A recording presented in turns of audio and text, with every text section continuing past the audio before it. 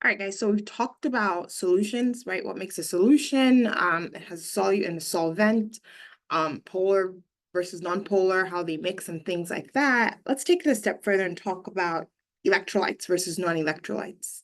And so first off, by definition, an electrolyte is any solution. So it's an aqueous solution that would contain ions, okay? So an electrolyte contains ions, non-electrolyte doesn't, when it breaks up in solution, it does not form ions. So an electrolyte contains ions when dissolved in an aqueous solution, so that just means water.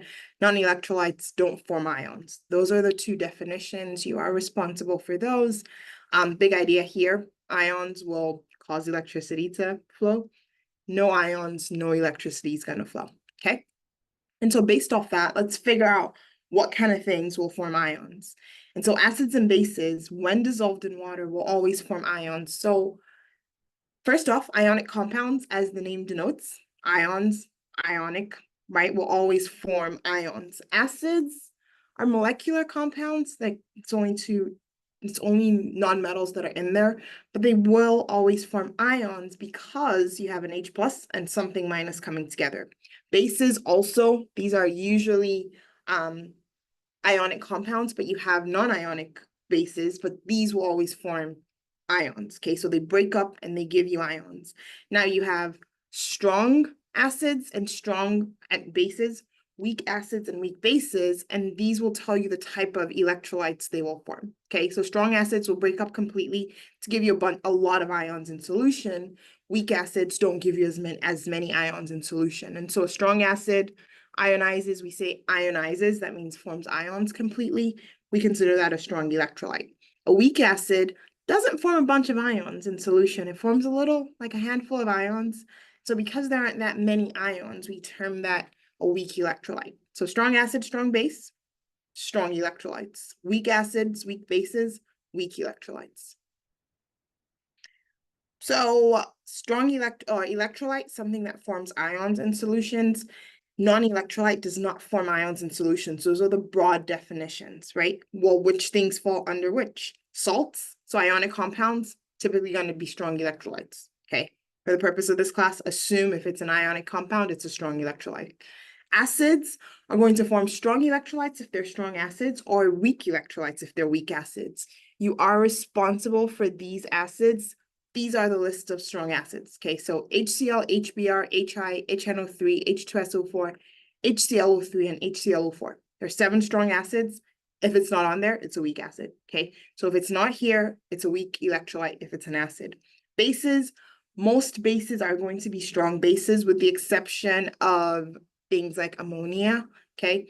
For the purpose of this class, you will, if it's a group 1 or group 2 element that is combining with hydroxide, so OH, we assume it's a strong base, which means it's a strong electrolyte. If it's a weak base, it's a weak electrolyte. Molecular or covalent compounds. So remember, these things aren't going anywhere. We're still going to see them through the semester. These are non-electrolytes, except acids, okay? Acids and bases that form from molecular compounds, those are still electrolytes. But in general, molecular compounds that don't fall under those two categories are going to be considered non-electrolytes. Dissociation, ionization, that are used interchangeably mean essentially the same thing. It's breaking apart, okay? But typically, for dissociation, we say it's usually ionic compounds that dissociate. Acids are the ones that typically ionize, okay? Break apart, regardless, it's the same idea, okay? When this compound breaks apart, it breaks apart into its ions. Again, that's why it's important to know, hey, Na is in group 1, carries a +1 charge. Sodium is sulfur is in group 6, it carries a -2 charge. And when it breaks apart, it breaks up into its ions.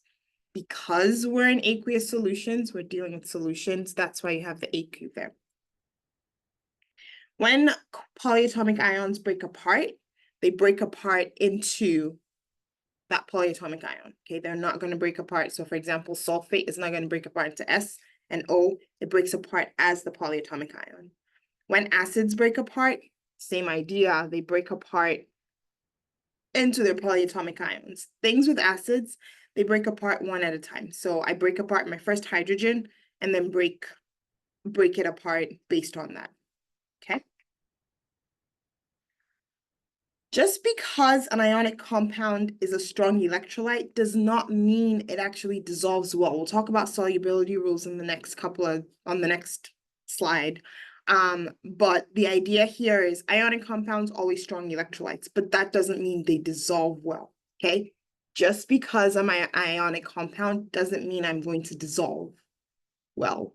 I do dissociate, so the little part that dissolves breaks up into ions completely, but don't equate dissociation with dissolving, two different things. Okay. There are three types of solutions that we'll talk about. So saturated solutions, unsaturated solutions, and supersaturated solution. If I can add more stuff into my solution and have it remain clear, we call that unsaturated. Okay, so if I can keep adding stuff in there, it's unsaturated. The second type of solution is when I keep adding stuff to it, but it doesn't stay clear. I've dissolved the maximum amount I can dissolve in there. It's called saturated. It's reached the max solubility. I can't dissolve anything else. And then a supersaturated solution, I don't have anything on that, but it essentially you heat that up. And because you heat it up, I can actually dissolve more things in there. And I term that a supersaturated solution. And that's it.